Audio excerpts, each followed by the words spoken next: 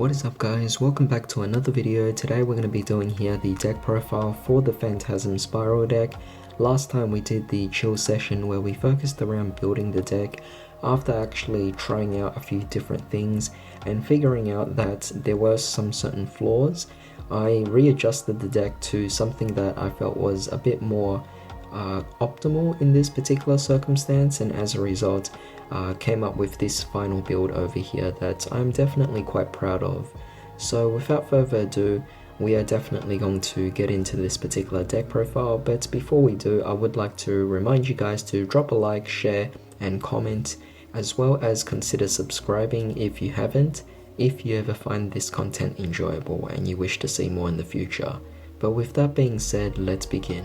So starting off, we're only playing here 2 copies of our Phantasm Spiral Dragon. It is the main card summoned off by our equip spells, and as a result we're playing at least 2 copies of it. You could try to play 3, but the issue of playing 3 copies is if you draw into the card it will definitely be quite the problematic thing.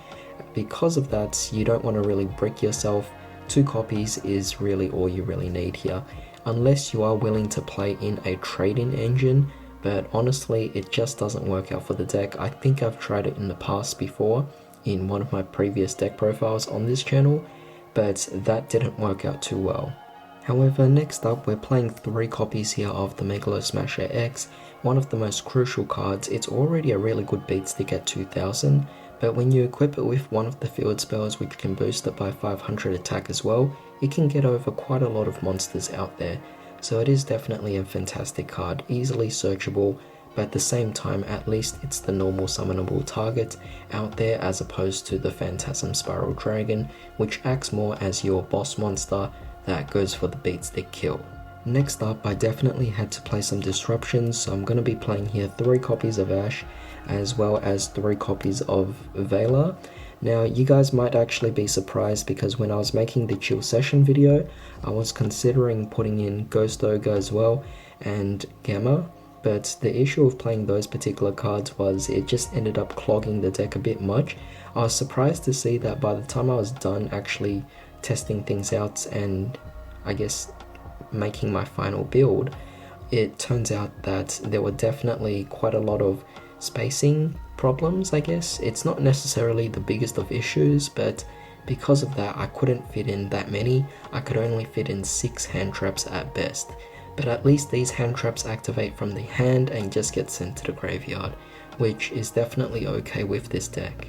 The issue I found with playing the Gamma package was that the field spell actually prevented you from special summoning anyway, so regardless you want to be able to special summon out the token via the field spell during your opponent's turn, which gives you more variety or more versatility and flexibility with your actual spells and traps. But when you actually just use your Gamma, you only get 1 negates, but then all of your other cards are kind of locked out and you can't really do anything.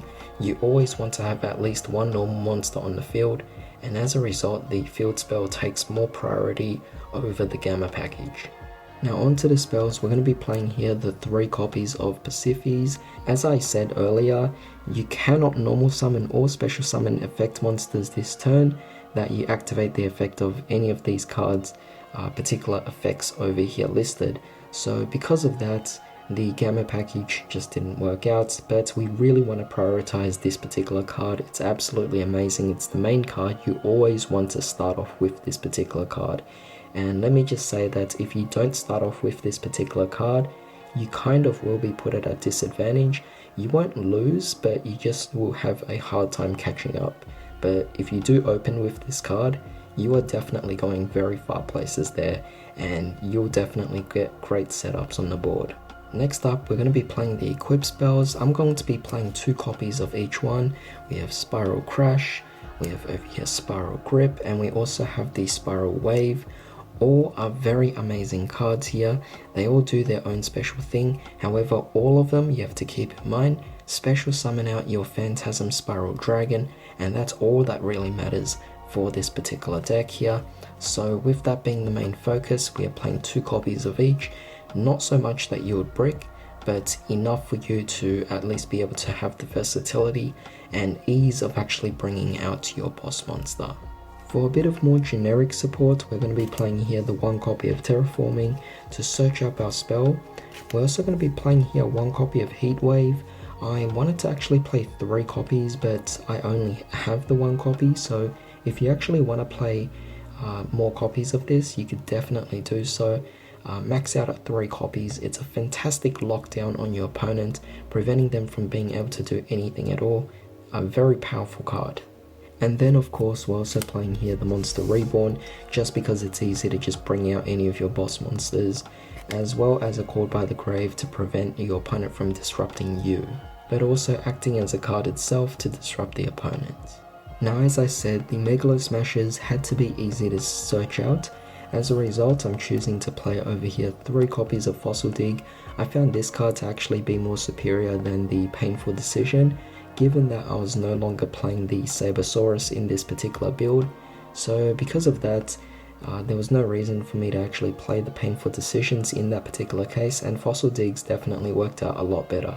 I also considered playing the Unexpected Die to start myself off, but honestly, I didn't really need a card like that. As long as you get into your field spells, that's pretty much all that matters there. Next up, we have over here a Harpy's Feather Duster, as well as 3 copies of the Cosmic Cyclone, basically back row hate. You don't want your own cards being disrupted in any way, so as a result, we're playing here these 4 over here, and you know, if they don't turn out to be as required in certain games, feel free to just side them out. I will actually be showcasing a side deck in this particular profile, so stay tuned for that. But with that being said, this is definitely fantastic to clear the back row. Now, as for trap cards, I'm going to be playing here 3 copies of the Spiral Battle. Absolutely amazing card. You could activate it from your hand, and at the same time, you could also just pop one of your opponent's cards. Absolutely amazing, just really quick, really effective there.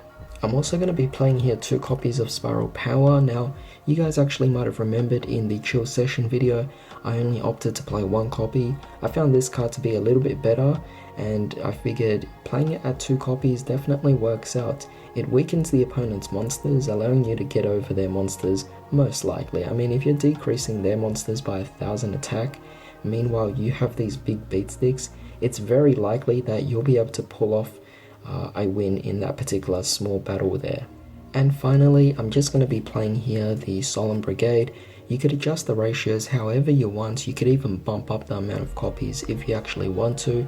I just happen to have these lying around, and I figured any counter trap that actually adds to this deck is just fantastic. The idea is you want to be disrupting the opponent, you want to stop them from being able to do anything. That's the point of the counter traps, that's the point of your own cards, that's the point of your own hand traps, and even the extra deck will even play a part in this. Now, you guys might have already noticed that I did not play Pot of Extravagance. That's simply because I don't own them yet, so because of that I'm not adding them to the deck, but honestly you don't need them in the deck. It's not a crucial card that you need to draw out your cards. You could easily search out a lot of your cards anyway, so it's no big deal there. Plus, it also adds the variety of your extra deck itself as well, being a possible toolbox to access whenever you need. Now, speaking of the extra deck, we're going to be playing here the Tornado Dragon. Great variety. We're playing Castel and Baguska as well. However, instead of these 2 cards, feel free to play a Dolka and a Lagia if you actually want to. They are definitely better options. I just couldn't find my copies of them, so because of that I'm playing these 2 as an alternative. But if you have the Lagia and Dolka, definitely play those instead. I'm also going to be playing here the Utopia package, definitely fantastic for the deck. For Link monsters, we're going to be playing here the Link Spider, allowing you to just get out more monsters on the board, which allows you to Link climb, going either into your Nightmares. Over here, I'm choosing to play 2 copies of the Unicorn, just a really amazing card to disrupt the opponent, spinning them back into the deck. And an easy way to get into it would actually be to play the Ep Masquerena. Going into this allows you to also potentially go into your Unicorn during your opponent's turn. Absolutely powerful effect. Next up, we're playing over here the Bujinki Hashima, a really amazing card just to bring out your level 4s. And because of that, you could pretty much just well, XC summoned really quickly off it, so it's definitely fantastic and it works out really well.